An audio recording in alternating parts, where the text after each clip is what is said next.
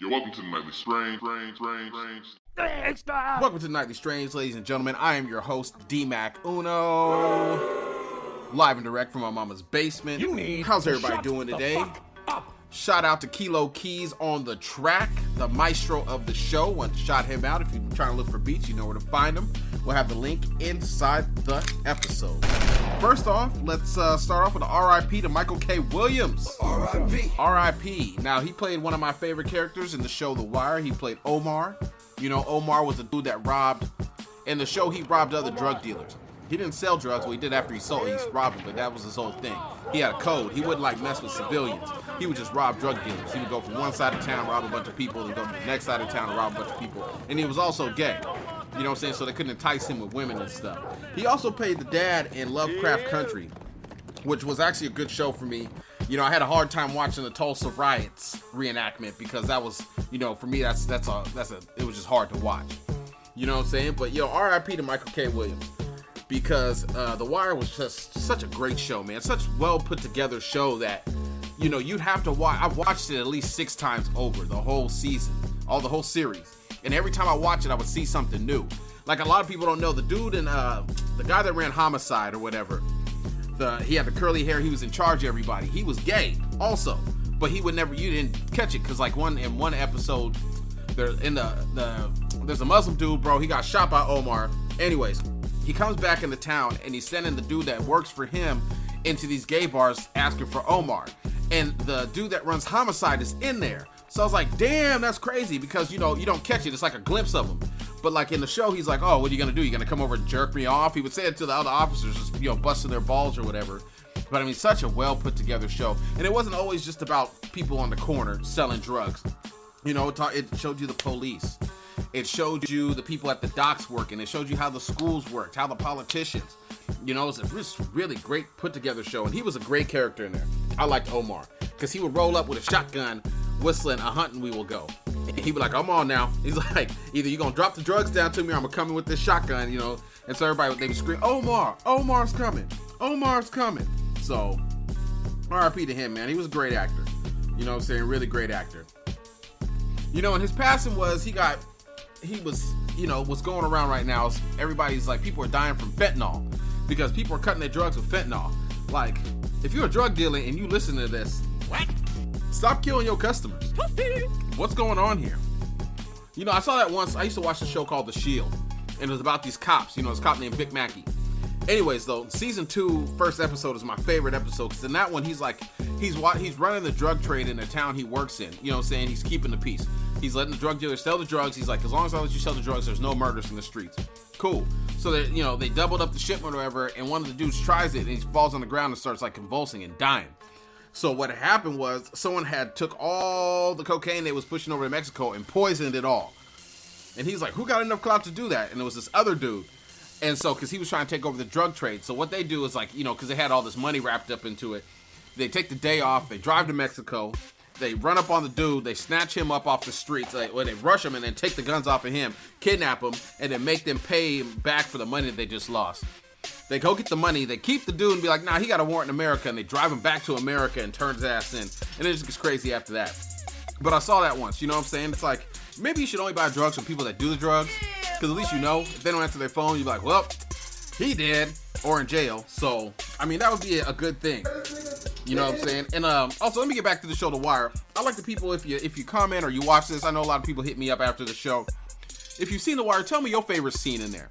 My favorite scene in The Wire actually is the time when they had this ring, and this dude had this shop, and he was selling drugs out of the shop, and Marlo comes in there, and he's like, yo, that's a nice ring. He's like, let me get that. And he's like, oh, man, you know, it's an heirloom or whatever. He's like, I can't get it off. He's like, you need me to take it off? Like, he's going to cut his finger off. He's like, nah. Gives it to Marlo. Marlo takes it, wears it as a necklace. Marlo is at this game, and he's playing cards or whatever, poker. And somehow Omar gets word that they're having this poker game. So, boom, he busts in there. He robs them, right? Robs everybody in the poker game. He's like, yo, give me that ring. And so he robs him for the ring. And then they got mad at Omar, so they set him up with a murder. And so Omar goes to jail, and the cop that arrests him takes the ring off of him. And so the cop was wearing that. And then the cop was harassing these kids, the little kids in the show.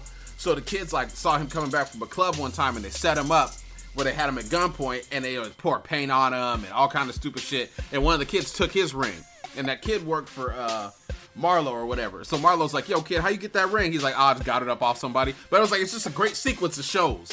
You gotta watch it. If you ain't never seen The Wire, it's old school. They're using like track phones and, you know what I'm saying, pagers and pay phones. But I mean, it's such a great show. Such a great show. I want to talk about these comments I heard from the artist known as Akon. Akon is saying rich people are suffering more than poor people during the pandemic. Now, some people would hear that and be like, how dare he say that? Why would he say that? That don't make no sense. Let me explain to you, fellow poor people. Because I'm not poor, but I ain't rich either. You know what I'm saying? Like, I got it, but I don't got it. You know what I'm saying? Word to Guap Dad 4000. Now, see, the whole thing is, if we don't work, the rich people don't eat. Just like if we don't work, we don't eat. And the whole thing is, people don't understand. We could all stop working today. Everybody that works and wants more money, we could all just stop working right now. And be like, no, we want more money. And in 2 days, they will pay us. You want to know why? If everybody that worked at McDonald's said, nah, I want $20 an hour, and they stopped working, McDonald's would not make any money. No one else come in there and get the jobs. McDonald's is done. They can't make no money. They will have to bend to the will of the people. You know what I'm saying? But everyone has to do it. You're always going to have that one motherfucker, well, I need the money. You know what I'm saying? Don't let me get some money. Because what I would do, I would go to these fast food joints, and I'd be like, how much do you make a year? Boom. I'm going to pay you for 2 years of work for you to quit right now. You know what I'm saying? Show these people who's boss. If we don't work, they don't eat. Rich people can't live without us. We are the consumers. We are the ones that make the products. They told you your job wasn't essential, yet here you are, making dough. You know what I'm saying? Making them money. And these jobs, I mean, there's so many jobs out there, and some of it, you see they're buckling. Some of them $16 an hour, $18 an hour. Yeah, they buckling right now. I'm saying, should have done it though. But Akon's a fool for that. But I don't listen to Akon. He made a song with that Daniel Hernandez guy that got the sex offender dude with the purple hair. Nah, the fuck? What's Akon got to say to me? You know what I'm saying? Like, why would I listen to him for advice? How you gonna make Locked Up 2 with a pedophile? Anywho, I wanted to tell a story. Or I wanted to say something. You know, when's the last time any of y'all been fishing? Have some of y'all been fishing? I want to tell everybody about the story about the first time I went fishing. So, I used to live in Adak, Alaska. It's one of the islands off the coast of Alaska. You know what I'm saying? There's Alaska, there's a whole line, and there's like the islands. And I'm the third one from the end of it. Like, I can really see Russia from my house. I used to be like, hey, what's that? They'd be like, it's Russia. I'm like, oh, okay, whatever. Anywho, my dad's like, hey, son, I'm going to take you fishing. And I said, yeah, cool. So I had one of those little kid-ass Pinocchio poles, right? So I'm thinking like, yeah, I'm going to get me a fish. He going to be my friend. I'm going to give him a name. And we going to be buddies, right? You know what I'm saying? I'm like 4. You know what I'm saying? So I'm like, yeah, we heading to the beach. The beach was right down the street from us. We could just walk to it. We lived in Alaska. It was on an island. It's like 2 miles long. Anywho, so we're at the island. We're down there at the beach, right? He shows me how to throw my reel in there. So I'm like, throw it out there. Standing there. And I'm like, dang, and I get something on my line. And it's a fish. And I'm like, yeah. But it was like a big fish. So like, I let go of the pole. My dad was like, what the hell? So he picks the pole up and he reels it in, right? And it's this big, huge salmon. Like a big old salmon. And I'm like, yeah, I'm gonna name him Peter, and we're gonna be friends, and we're gonna have awesome adventures. And my dad rushes him with a hammer and starts beating him in the head. Bow, bow. And I'm just like, ah! What the I'm screaming. He's like, what's wrong with you? I was like, that was my friend. He's looking at me, he's like, what's wrong with you? You know what I'm saying? And I watched him eat that fish that night. I didn't even want none of Peter. I was hurt, but I love to fish. I like to take my kids fishing. Actually, I had one good summer one time. I was a young kid, and I had a brother, Adrian. Shout out to him. And his he had other brothers and stuff, whatever, and they lived over in Brownsville. And so we were right there by the marina. So every day in the morning, we stay there most of the summer. We go down to the marina or whatever, get that power worm that was like right there on the dock. Pop that, pop them up, chop them up, and then we would go fishing. And like whatever we caught, we would bring back to his mom, and she would cook it for us and eat. And that's what we ate all summer here in Washington. You know what I'm saying? That's one thing I like about Washington. You know what I'm saying? Like Washington State, Western Washington. You can live off the land. You can just get tired of, like, I'm tired of this shit. go in the woods, build you a cabin, like legitimately build you a cabin, have guns and ammo, and live off the land. There's enough wildlife out in the woods for you to eat, enough fish for you to eat. Now in summertime, there's enough stuff growing around you to eat. Like, you don't need to really buy nothing out here. You know what I'm saying? But for me, hey, I like Walmart sometimes, so I can't do it. I should learn how to hunt though, but I sure like to fish. I mean, I just brought up the fish thing, like, you know, people go fishing. It's fun. Do it right now. Last time I went fishing, I took my kid fishing, my son, and it was with my dad, RIP. And so my dad had caught something. He told my son, he was like, yo, get the net. And my son's like, yeah, my dad's reeling it up, right? And then the water's murky, so you can't see what's coming up. And then out of nowhere, you see this crab with one hand on the hook and one hand pinching in the air. And my son's like, drops it there. He's like, oh, no, I'm done with this. Whatever. I like that little kid. Also, I want to talk about something that bothers me, that I think about from time to time, and that I don't think is spoken up enough about. I want to talk about how Justin Timberlake sexually assaulted Janet Jackson on the halftime Super Bowl stage, and everyone made it Janet Jackson's fault. Like, Janet Jackson, I was thankful that I saw her titty, but Justin Timberlake ripped her shirt down, and they blamed Janet Jackson like she did something wrong. Like, Justin Timberlake was allowed to make movies. They blacklisted Janet Jackson for this. And I just feel Janet Jackson needs to get her redemption on this.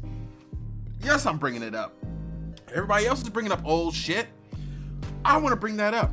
I love Janet Jackson. I listen to Janet Jackson. I don't fuck with Justin Timberlake like that. But I don't like how he took down Janet Jackson, because he showed us her titty and they blamed her. Justin Timberlake is a piece of shit for that. And I want to let him know that. You know who else I don't like? I don't like Conor McGregor.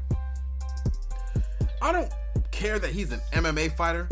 I don't respect him as a person. I don't like the fact that Conor McGregor is not American. He's not a citizen, yet he's allowed to roll around America assaulting Americans. I don't like that. He done beat up an old dude in a bar because he went drinking stuff. He tried to fight MGK at the VMAs.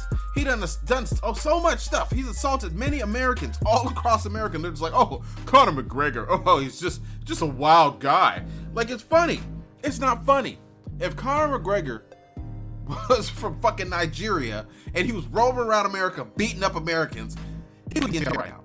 He would be deported.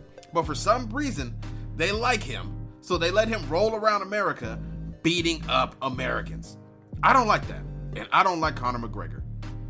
I think he's a jerk and he's an asshole. And I'm glad that he's finally getting his ass beat all the time. Just, gets on my nerves. Yep, I'm not going to keep you that long this time. Actually, I'm going to be taking a mid-season break. I'll probably be back in October. I have some things to take care of, like my health. But one thing I want to see, you know, with all this technology that we have in the world and everything that we can create and reproduce, I would like someone to make a dinosaur. Yes, I said it, a dinosaur. Maybe a velociraptor or a T-Rex. I say that to say this. If you ever look up a platypus skeleton, all right?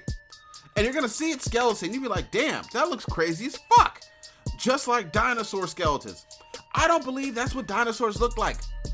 I don't, because first they were like one color, and they were like sticky skin, and now they have colors on them. They don't know. I mean, it could just be big ass chickens. You know what I'm saying? They don't fucking know. But I want to know. I want to see what a dinosaur looks like. I really do. I like Jurassic Park. I want to see. Maybe they have wings.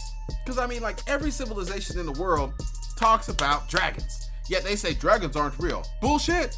If you go to every old civilization and they got a picture of somebody in their civilization fighting a big ass flying dragon, maybe they're real. I saw today that someone wants to recreate a woolly mammoth. Cool, bro, but make a dinosaur to eat its ass. Because that's what I want to see. I want to see a big ass dinosaur in real life. Why not? The world's going to shit. You're making sex robots. I want to see a dinosaur. I want to ride on a dinosaur with my sex robot in the year 2023. I need y'all to make that happen for me, and I need that to happen pretty soon. Let's get that into production. Once again, ladies and gentlemen, I'm not going to keep you too long. We're going to go on a little hiatus, take a little mid-fall break. Once again, ladies and gentlemen, I am your host, D-Mac Uno, and this has been the Nightly Strange. Thank you, and have a good night. You're welcome to the Nightly Strange. Thanks,